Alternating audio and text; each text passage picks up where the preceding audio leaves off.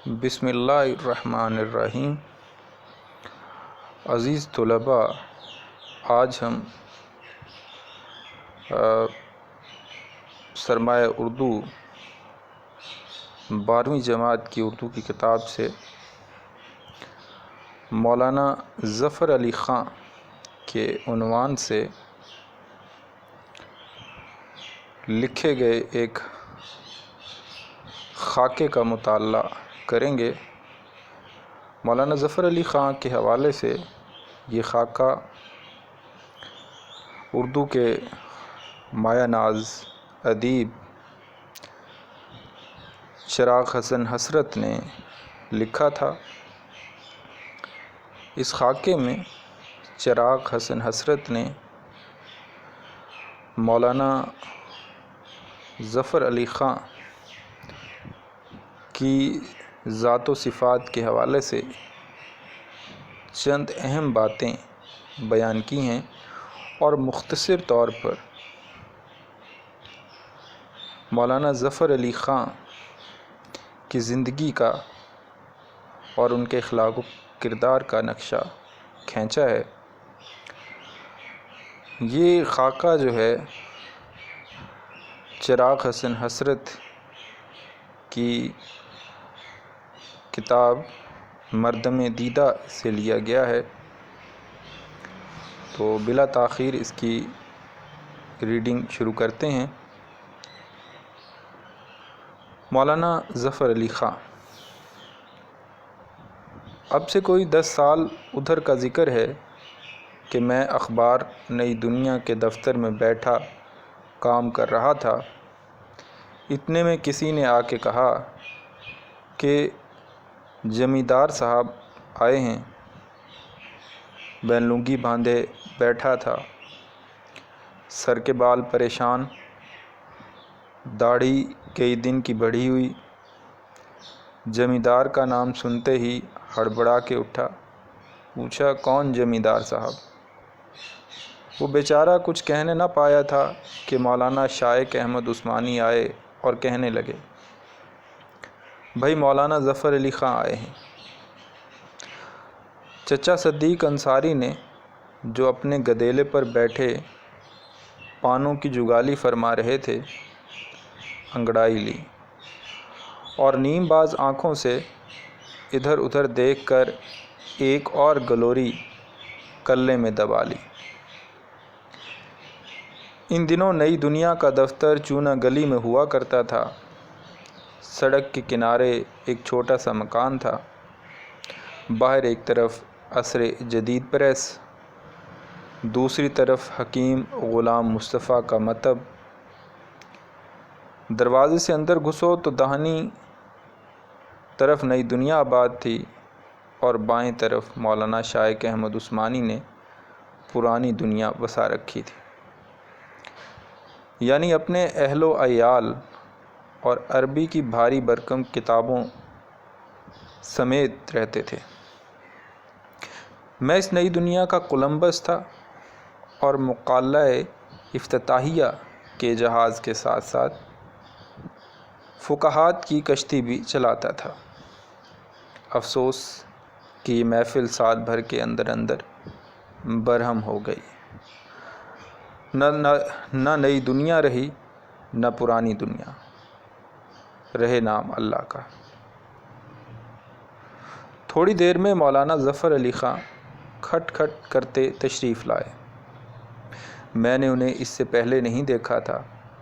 تصویریں ضرور دیکھی تھیں، لیکن تصویروں سے کسی شخص کی صورت شکل کے متعلق صحیح اندازہ نہیں کیا جا سکتا۔ بہرحال اتنا تو یقین تھا کہ ان کی تند تو ضرور بڑھی ہوئی ہوگی۔ آخر جب معمولی کارکنوں کا قبہ شکم گنبد فلک سے ہمسری کرتا ہے تو مولانا ظفر علی خاں کو، جنہیں آل انڈیا لیڈر کی حیثیت حاصل ہے، ایک عدد گرانڈیل تند کا مالک ہونا چاہیے۔ لیکن انہیں دیکھ کر سخت مایوسی ہوئی کہ تند نہ امامہ، آخر یہ کیسے مولانا اور کیسے لیڈر ہیں؟ یہ راز لاہور آ کے کھلا کہ مولانا تن سے کیوں محروم رہے۔ غرض مولانا تشریف لائے اور آتے ہی سائمن کمیشن، ہندوستان کی جدید اصطلاحات، راؤنڈ ٹیبل کانفرنس اور کامل آزادی کا قصہ چھیڑ دیا۔ مولانا شائق احمد عثمانی ان دنوں کانگریس سے باغی ہو چکے تھے اور سائمن کمیشن سے تعاون کے حامی تھے۔ ان سے اس مسئلے پر بحثیں رہتی تھیں۔ اب مولانا نے یہ حقائق شروع کی تو پھر یہی بحث چھڑ گئی، لیکن دراصل مجھے اس بحث سے چندہ دلچسپی نہ تھی۔ مولانا کے نزدیک آئینی کمیشن کا ہندوستان آنا بہت اہم واقعہ تھا، اور ہمارے نزدیک مولانا ظفر علی خاں کا کلکتے سے تشریف لانا بہت زیادہ اہمیت رکھتا تھا۔ اب کھینچا تانی شروع ہوئی۔ میں چاہتا تھا کہ مولانا شعر و شاعری کی طرف آئیں اور مولانا ہم سب کو سیاست کی طرف کھینچے لیے جاتے تھے۔ میں نے غالب کا نام لیا۔ مولانا نے برکن ہیڈ کا ذکر شروع کر دیا۔ بس اب یہ کیفیت تھی کہ میں انہیں میر کی طرف لاتا ہوں اور وہ مجھے بالڈون کی طرف لیے جاتے ہیں۔ میں کہتا ہوں غالب، وہ فرماتے ہیں سائمن۔ غرض دیر تک یہی جھگڑا رہا۔ آخر مولانا کو فتح ہوئی، یعنی ہم نے مجبوراً شعر و ادب کا پنڈ چھوڑا اور خاموشی سے ان کی باتیں سننے لگے۔ میں لاہور آیا تو کچھ دنوں زمیندار کے دفتر میں بھی قیام رہا۔ ایک رات کا ذکر ہے کہ کسی نے پچھلے پہر میرا شانہ ہلایا۔ میں آنکھیں ملتا ہوا اٹھ بیٹھا، لیکن ابھی صبح کاذب تھی، ہر طرف تاریکی چھائی ہوئی تھی۔ صرف اتنا معلوم ہوا کہ کوئی شخص میرے سرہانے کھڑا ہے۔ میں گھبرایا کہ الہی یہ کیا ماجرا ہے۔ اتنے میں مولانا کی آواز آئی کہ اٹھو میرے ساتھ سیر کو چلو۔ میں سمجھ گیا کہ مولانا سیر کو جا رہے ہیں اور مجھے شرف رفاقت بخشنا چاہتے ہیں، لیکن خدا بھلا کرے قاضی احسان اللہ مرحوم کا، انہوں نے مجھے پہلے ہی بتا رکھا تھا کہ اگر مولانا تمہیں اپنے ساتھ سیر کو لے جانا چاہیں تو ہرگز نہ جائیو۔ میں نے پوچھا یہ کیوں؟ کہنے لگے وہ تو پچھلے پہر اٹھ کر نہر کے کنارے میلوں دوڑتے ہی چلے جاتے ہیں، پھر ڈنٹر پیلتے ہیں۔ تم ساتھ گئے تو تمہیں بھی دوڑائیں گے، اور جب تم نڈھال ہو جاؤ گے تو اپنے ساتھ نماز پڑھائیں گے۔ اب جو مولانا نے ساتھ چلنے کو کہا تو قاضی صاحب کی نصیحت یاد آ گئی اور آنکھوں تلے موت کا نقشہ پھر گیا۔ میں نے نہایت مزمحل آواز میں کہا کہ مولانا میں تو سخت بیمار ہوں، رات بخار ہو گیا تھا، اب سر میں سخت درد ہے، پیٹ میں بھی درد ہو رہا ہے، غالباً کولنج ہے، مجھے پہلے بھی یہ مرض ہو چکا ہے۔ ہائے اللہ! یہ کہہ کر میں نے آنکھیں بند کر لیں۔ یہ تدبیر کارگر ہوئی۔ مولانا نے مجھ سے ہمدردی ظاہر کی، علاج کے متعلق چند معقول مشورے دیے اور تشریف لے گئے۔ میں نے خدا کا شکر ادا کیا اور جی میں تہیہ کر لیا کہ اب دفتر میں نہیں رہوں گا۔ اب یہ بات بھی سمجھ میں آ گئی کہ مولانا تم سے کیوں محروم ہیں۔ آگے چل کر معلوم ہوا کہ انہیں صرف دوڑنے اور ڈنٹر پیلنے کا ہی شوق نہیں، مقدر بھی ہلاتے ہیں، نیزہ بازی اور شہ سواری میں بھی برک ہیں، پیراکی اور کشتی گیری میں بھی بند نہیں، نشانہ بھی اچھا لگاتے ہیں۔ حیدرآباد کی ملازمت کے زمانے میں کچھ دن فوج میں بھی رہے۔ یہ قصہ عجیب ہے۔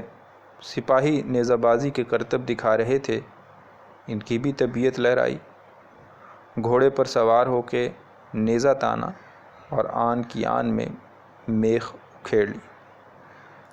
ہر طرف سے تحسین و آفرین کا غلغلہ ہوا اور ان کی خدمات فوج کے سیغے میں منتقل کر دی گئیں، لیکن افسر الملک سے نبھا نہ ہو سکا، اس لیے استعفیٰ دے دیا۔ ایک مرتبہ ایک صاحب کہنے لگے کہ مولانا ظفر علی زبان اور محاورے کے استاد ہیں، اشعار کی بندش خوب ہوتی ہے، لیکن ان کے ہاں حقیقی شاعری بہت کم ہے۔ میں نے کہا ذرا بہرۂ کلزم لندن کی ایک صبح رامائن کا ایک سین پڑھ کر دیکھیے۔ کہنے لگے میں نے تو یہ نظمیں نہیں پڑھی، لیکن مولانا کے اشعار سے معلوم ہوتا ہے کہ ان کا قلب عشق و محبت کے لطیف جذبات سے خالی ہے۔ میں نے گفتگو کا پہلو بدل کر شعر خوانی شروع کر دی۔ پہلے فارسی کے ایک دو شعر سنائے۔ جب وہ جھومنے لگے تو شاد کا یہ شعر پڑھا: دیکھا کیے وہ مست نگاہوں سے بار بار، جب تک شراب آئی کئی دور ہو گئے۔ انہوں نے 2-3 مرتبہ یہ شعر پڑھوایا۔ میں نے پھر کہا سلیقہ مہکشی کا ہو تو کر سکتی ہے محفل میں، سلیقہ مہکشی کا ہو تو کر سکتی ہے محفل میں، نگاہ مست ساقی مفلسی کا اعتبار اب بھی۔ وہ شعر سن کر تڑپ گئے، کہنے لگے کس کا شعر ہے؟ میں نے پوچھا جو شخص ایسا شعر کہہ سکتا ہے اس کے متعلق آپ کا کیا خیال ہے؟ کہنے لگے اس شاعر کے ہونے میں کیا شک ہے؟ میں نے کہا تو پھر سن لیجئے کہ یہ شعر مولانا ظفر علی خاں کا ہے۔ یہ سن کر ان کا اوپر کا سانس اوپر اور تلے کا تلے رہ گیا۔ دراصل مولانا کی شاعری پر تنقید کرنا میرا موضوع نہیں، یوں ہی برسبیل تذکرہ یہ باتیں آ گئی۔ مجھے تو یہ کہنا ہے کہ مولانا نے اپنی تمام نظمیں بہت تھوڑے وقت میں کہی ہیں۔ شاید ہی کوئی نظم ایسی ہو جو انہوں نے 1-2 گھنٹے میں کہی ہو، ورنہ ایک نظم پر عموماً آدھ گھنٹے سے زیادہ وقت صرف نہیں ہوتا۔ پتھر نکال ہمسر نکال بڑے مارکے کی نظم ہے۔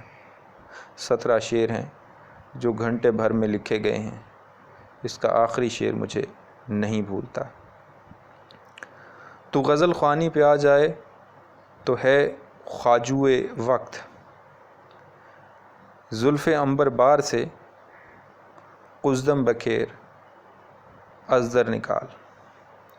ہم نے اکثر شاعروں کو دیکھا ہے کہ شعر کہنا چاہتے ہیں تو شفاء الملک حکیم فقیر محمد صاحب چشتی سے رجوع کرتے ہیں اور ہفتے بھر کا مسحل لے لیتے ہیں، اور پھر فی یوم ایک شعر کے حساب سے کہنے چلے جاتے ہیں۔